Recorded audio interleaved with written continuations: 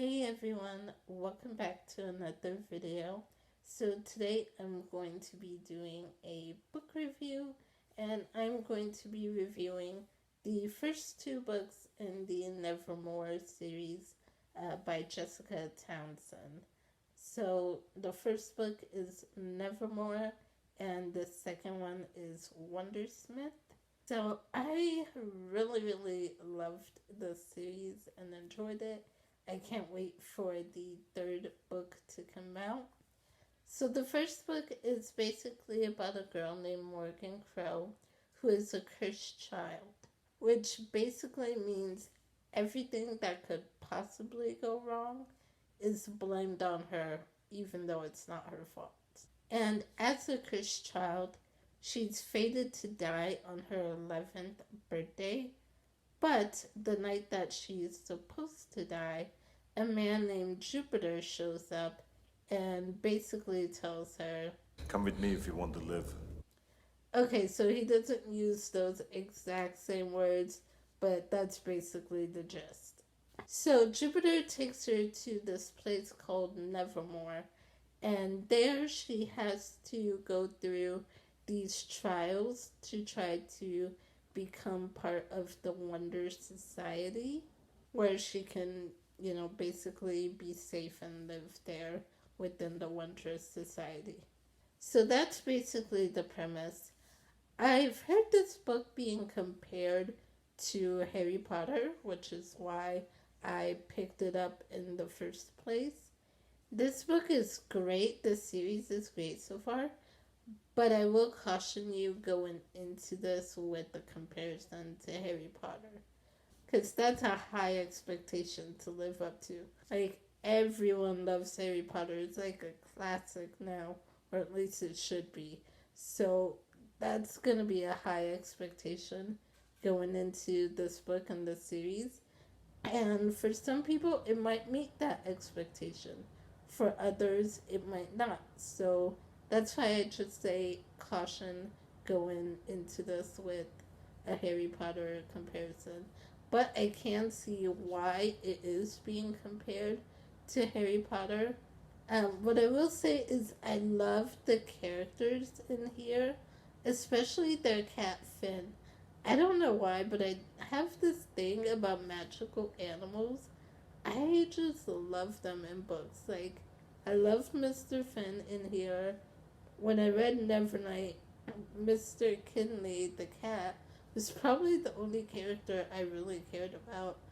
And so I'm just like, I don't know, everything for magical animals. So, yeah. But aside from Finn, I did really like the other characters. I loved Hawthorne. I really like seeing Jack and Morgan's dynamic, their interactions. I thought they were pretty funny together, and they were some of my favorites in the book.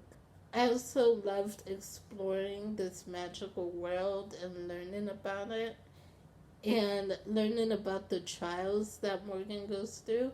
And I think this is where the Harry Potter comparison comes in, because I did feel like when I was reading about the trials, it felt kind of like I was reminded of Goblet of Fire. They have, it's definitely not the same thing at all as the Trials and Goblet of Fire, but there are certain elements that reminded me of it, like the dragon riding that Hawthorne does, and just certain things. Just it made me think of Goblet of Fire. So I can see where people would compare it to Harry Potter. I thought the plot in here was great. I love the twists and reveals at the end. The ending wraps up very well, and it's not a cliffhanger ending, which I'm glad. But I feel like middle grade maybe it tends to not do cliffhanger endings as much, which is a good thing. I like that, but I don't know. I think maybe authors think that it's too much torture to a child to make them have to wait a whole year for the next book. So that's probably why they don't do major cliffhangers. Um, in middle grade series, but I thought it wrapped up pretty well. But you know that there's still more to the story, more to come, and I'm excited about that. So overall, I absolutely loved it, and I gave the first book 4.5 stars. The second book, Wundersmith, I also really enjoyed. I also gave that one 4.5 stars. And that one I can't really say much about without spoiling the first one. But I'll just say that it takes place like a year, I think it's about a year after the events of the first book. What I like about the second one is we learn even more about this world. We learn more about the Wonder Society and about Wondersmiths. And we get more of a mystery in the second one, which I liked. We have like people disappearing and we don't know what's happening to them. There's someone blackmailing Morgan and her friends, and we don't know who that person is either. So there's a bit of a mystery in the second one, which I really enjoyed. And some of the twists in the at the end of this were great as well. Like some of the reveals, I'm just like, what just happened here? I really liked the twist and reveals. I'll also say I really liked the villain in this series as well, which I won't tell you who the villain is because like we don't exactly know in the first book, and I don't want to ruin anything from the first book. So I won't say who the villain is, but I will say I really liked the villain in the series. The villain in the series kind of reminds me of Valentine from the Mortal Instruments. He just has that like charismatic charm. He's very manipulative, but very charismatic and like has a way of kind of seducing you over to his side. So I thought that was interesting. Those villains are always really fun to read about because they're terrifying, but not like in your face terrifying. Like you wouldn't, they wouldn't seem terrifying if you just saw the person.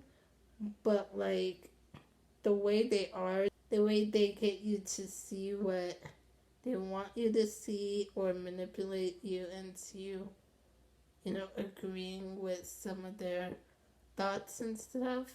I think that's what makes them terrifying. And so I really like the villain in this series. I'm interested to see what's going to happen next and where this is going to go. So I definitely can't wait for the third book. So that's it. That's my review of Nevermoor and Wundersmith by Jessica Townsend. If you guys have read this series, or at least the first book, let me know in the comments below what are your thoughts on them. And did you also compare it to Harry Potter? What were your thoughts and feelings about that? So let me know in the comments below, and I will see you guys soon with another video. Bye.